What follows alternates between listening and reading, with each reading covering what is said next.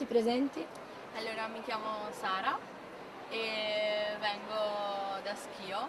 Che classe fai e Faccio di la che scuola? seconda di un liceo scientifico, Che si chiama? Liceo Tron. Allora, che parola hai scelto? Ho scelto connessione. Connessione. Come mai, cosa ti fa venire in mente? Perché l'hai scelta?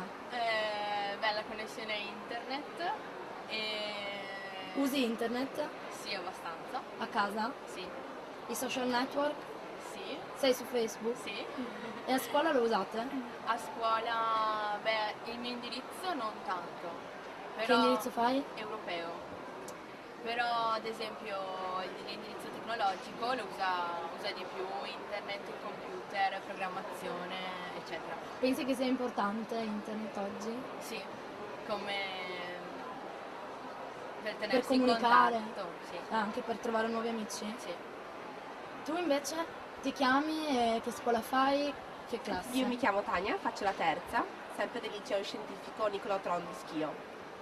E Allora Tania, la tua parola qual è? io ho scelto cellulare. Chissà perché. Perché comunque è un mezzo che noi usiamo molto, soprattutto tra i giovani. Comunque è molto utile anche sì, per chiamare, mandare messaggi. Ma hai un cellulare che si connette a internet? No, non ho un cellulare che si connette E a ti internet. piacerebbe? No, perché sennò sarei sempre sul cellulare e parlerei poco. Nel senso che saresti una dipendente, un internet dipendente. Sarei tendente, quindi preferisco evitare. È meglio. Tu lo usi internet? Uso internet però moderatamente. Preferisci il vis-à-vis? Sì, sì, decisamente.